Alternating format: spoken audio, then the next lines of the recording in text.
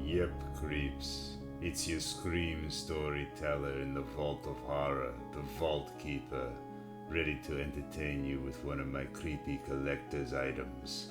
For my Spot and CK's mag, I have chosen a gay tale of Mardi Gras morbidity entitled Only Skin Deep. Herbert had made up his mind. This would be the last time he would come to New Orleans for Mardi Gras week and sit in this crowded cafe, where he'd first met Suzanne, and wait for her. This would be the last lonely year he'd spend, dreaming through the spring and summer and fall, until February rolled around again and he'd rush south for one heavenly week. Yes, 5 years was long enough. This time he would ask Suzanne to marry him. He sat silently, nursing his drink, searching the masked, costume throng for Suzanne's familiar figure, and then she was coming toward him, out of the hilarity and madness. Suzanne, darling. Herbert. And now they were in each other's arms, and he was holding her close and feeling her womanly warmth. And his year-long dream was a reality once more. Suzanne, Suzanne, I thought about you every day, every minute. I missed you so. Oh, Herbert, a year is such a long time. How have you been? Herbert stared into Suzanne's eyes. Dancing eyes that smiled at him from behind the rubber mask she wore. The same mask she'd worn every year. The mask she'd worn when they'd first met 5 years ago. How have I been, darling? I've been going crazy thinking about you. I won't let you go this time, Sue.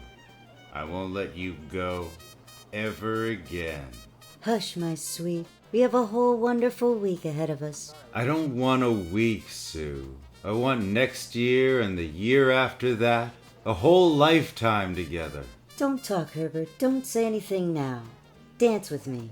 Herbert followed Suzanne to the crowded dance floor. Beneath his own mask, he could feel his face grow warm, the perspiration flowing.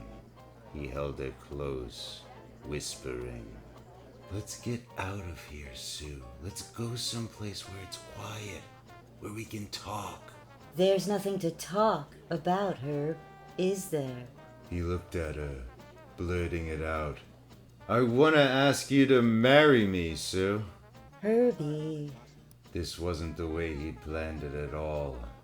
Not here on this jammed dance floor in this noisy, smoky cafe. Herbert had dreamed of a quiet spot along the lake beneath moss-laden cypress trees. A romantic place to propose. But now it was out and done. You really want to marry me, Herbert? Without even knowing what I look like? I know that I love you, Sue, and that you love me. That's what's important. They'd stopped dancing now, Sue and Herbert. They stood there, staring into each other's eyes, jostled by the gay crowd. Are you sure, Herbie dear? Suppose beneath this mask I was not as you picture me. Suppose I was... You'll never be anything but beautiful to me, Sue, no matter what you look like. It doesn't even matter. She took his hand, led him from the dance floor, led him through the crowd and out of the cafe into the screaming, flesh-filled, gaudy-colored street. Oh, Herbie, I've waited 5 years for you to say that. We've wasted so much time, my sweet. I've wanted to say it for 5 years. And now the madness and the noise and the merrymaking were far behind. Overhead, stars peered through bowed cypresses, and the lake was a mirror of black. Now that we're away from the crowds and the din, ask me again. Marry me, Sue. I love you. She came into his arms, and he could see that her eyes were filling with tears. Yes, darling, I'll marry you. Gladly. Sue, sweet, let me kiss you. He reached for her mask to lift it away so he could touch her lips with his. She caught his hand. No, Herbie, don't. You said it didn't matter. It doesn't, honey. I just want to kiss you. Marry me first, Herbie, then we can unmask. When we make our love complete. Now? Tonight? We could rent a car, drive upstate. We could find a justice of the peace. Let's go. They ran, hand in hand like children. And soon New Orleans was just a sky glow to the south. And they were humming upstate in a rented car, like two phantoms. There, darling, there's a sign. A.M. Moore, Justice of the Peace. Marriage is performed. No waiting. This is it. The old J.P. performed the ceremony with raised eyebrows. This was the first time he'd ever married a couple whose faces he did not see. But then, it was Mardi Gras week. I now pronounce you man and wife. Later, the small hotel, the grinning bellboy carrying their hastily packed bags, leading the newlyweds to their room. Up from New Orleans, eh? Yes, we were just married. And now, alone at last, the sudden embarrassment of the intimate moment. Well, dear, don't you think it's time to get a look at your new husband and I... Wait, Herb, not yet. First... He watched, his heart beating like a trip hammer in his chest, as Sue reached for the light, flicking it off. He could see her in the dim half-light from the neon sign outside, silhouetted, moving lithely, disrobing. And then she was coming toward him, and he could hear her breathing, the short gasps, excited, passionate. Later, lying in the darkness beside her, smoking a cigarette, Herbie smiled. You know, darling, I never did get to see your face. I know. Her breathing became heavier, regular. She was asleep. Herbie lay there a while, smoking. The cigarette burned down and he put it out. His thoughts drifted back across 5 years to the first Mardi Gras week. I remember seeing her for the first time, wearing that revolting hag mask, and knowing that she was beautiful. Yes, the mask had hidden her face, but it couldn't hide her lovely voice. Her smiling eyes and her young, curvaceous figure made the mask seem so out of place. Care to dance? Love to. He remembered how they'd danced that first night, number after number, until the crowds had gone and the music had ended. Closing up now. Oh. Let's walk. And he remembered how they'd talked by the lake beneath the cypresses and watched the sun come up. Tomorrow I go back home. Will you come next year to Mardi Gras? Herbie remembered how he'd tried to unmask Sue that first time. But I'll go away without ever knowing what you really look like. It's better that way, Herbie. You'll remember me as you imagine me. Fantasy is sometimes more desirable than reality. And he remembered how they'd vowed to meet again the following year in the same cafe, and he dreamed about her till then. Suzanne! You remembered! I didn't think you'd come. I'd hoped, but I was afraid.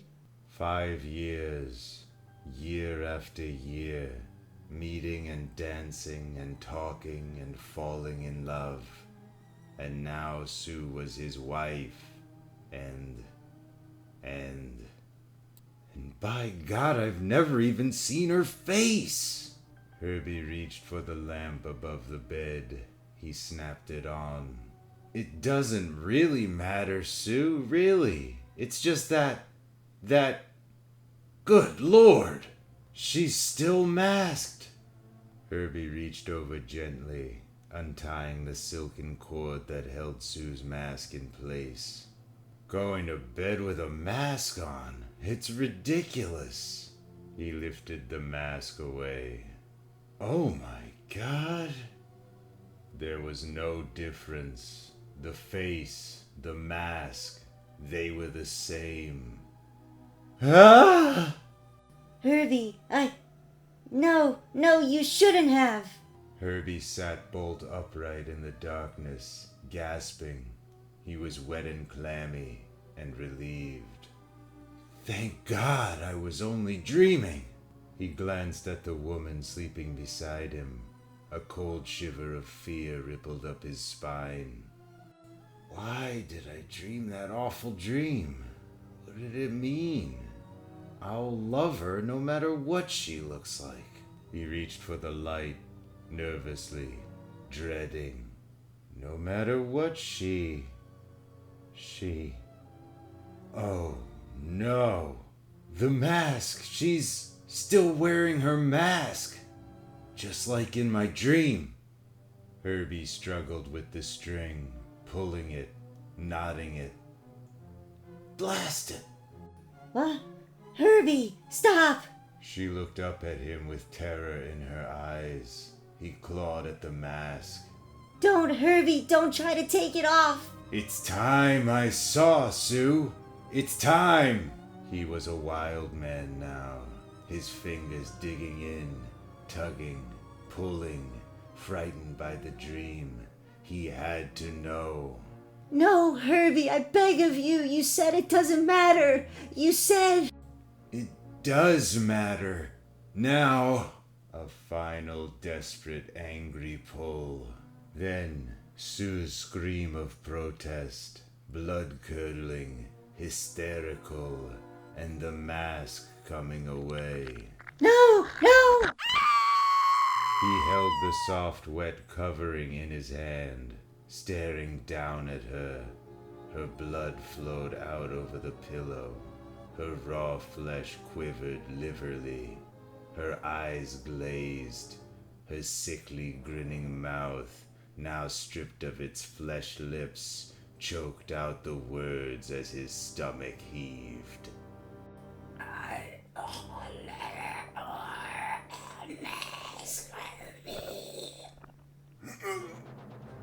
Watch it, Herbie.